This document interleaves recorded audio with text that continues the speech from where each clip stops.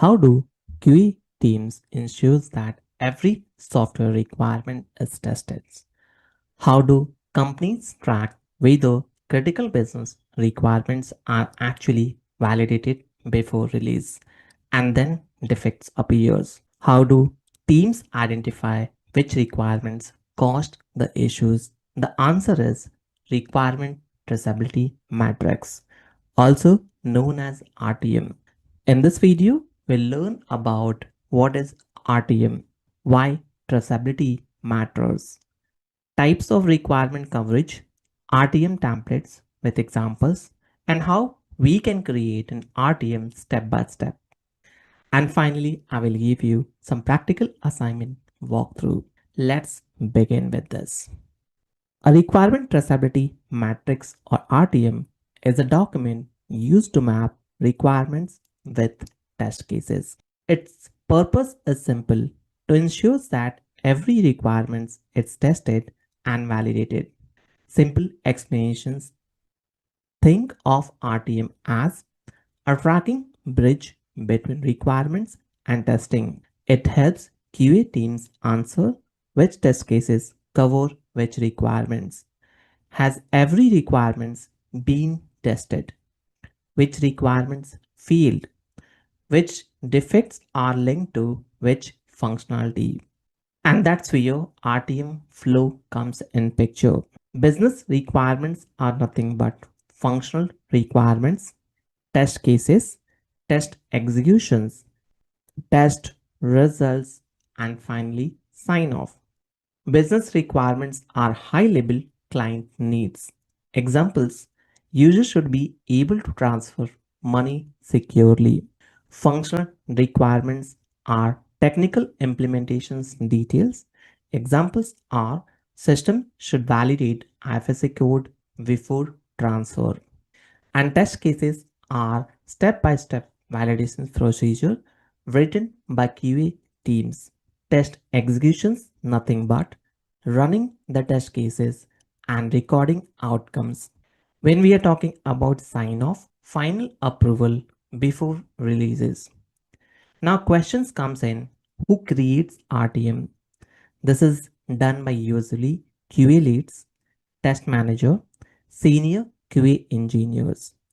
RTM is maintained throughout the entire software development lifecycle. Now, let's try to understand how a real RTM looks. Let's try to understand how a real RTM looks. Suppose we have an e-commerce login module. In this example, we can see requirement 01 where users should log in using valid email and password. And the related test cases are verify login with valid credentials. That is test case 1. Test case 2 is verify login with invalid password. One requirement can have multiple test cases because single feature must be tested using positive scenarios and negative scenarios. We have to also validate boundary conditions, security validations. Along with this, if we have edge cases, that needs to be also validated. RTM columns requirement ID is unique identifier for the requirements, which is REQ01. Descriptions are nothing but it explains what functionality is expected. Test case ID, which links the requirements to the test cases.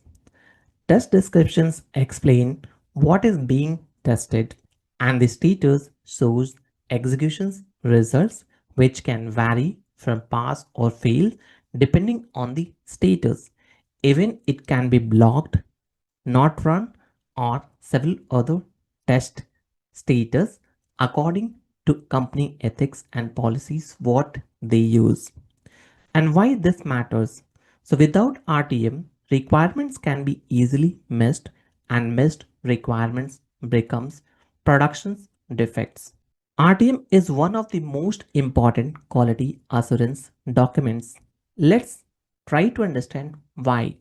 First is complete requirement coverage ensures every requirement has at least one test case. No requirement should remain untested. And that's where coverage completes. Second will be impact analysis. Requirements change frequently in real projects. RTM helps to identify which test cases must be updated when requirement changes. Examples: if login rule change, RTM instantly shows all linked login test cases. Third will be defect tracking. RTM helps to identify which requirements generated defects. This improves root cause analysis, regression testing, risk tracking. Next will be audit and compliance. Industries like banking, healthcare, insurance requires proof that testing covers all the requirements. RTMs acts as official documentations during audits. Fifth is progress tracking.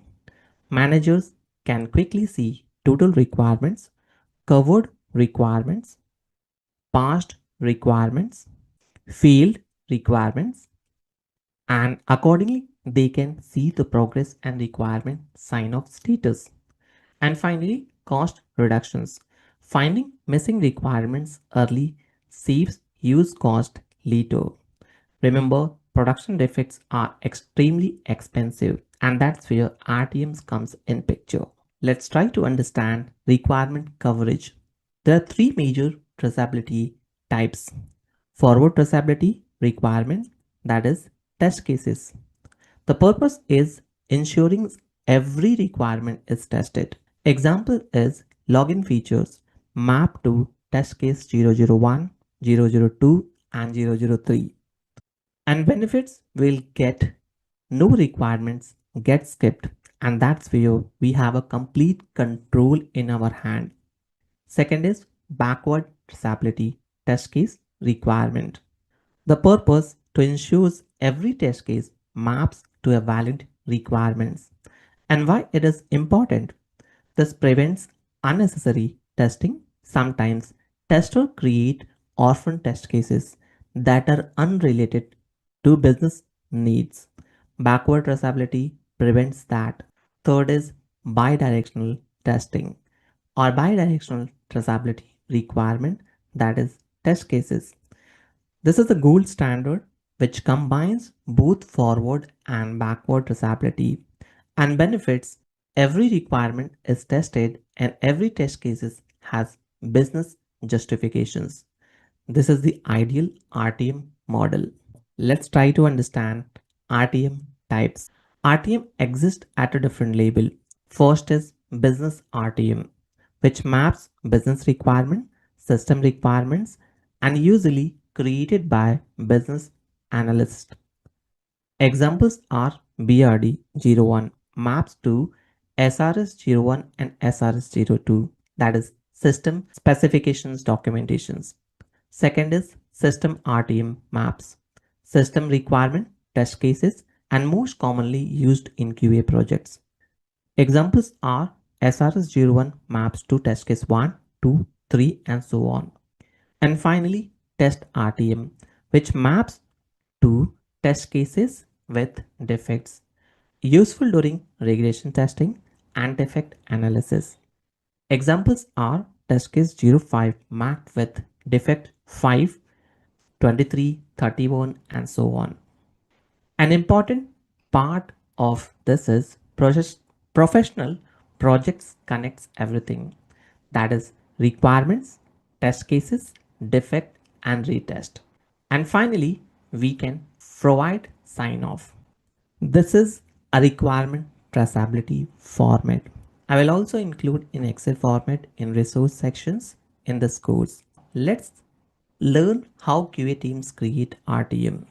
So first step is to gather requirement collects, where we need BRD documentations, SRS documentations, functional requirements, which assigns to unique ID, that is requirement 001. Steps 2 is to write test cases. Create test case for every requirements. And remember, one requirement may need multiple test cases. Steps 3 are mapping requirements to create the matrix where we can link with requirement ID and test case ID. This becomes the RTM core.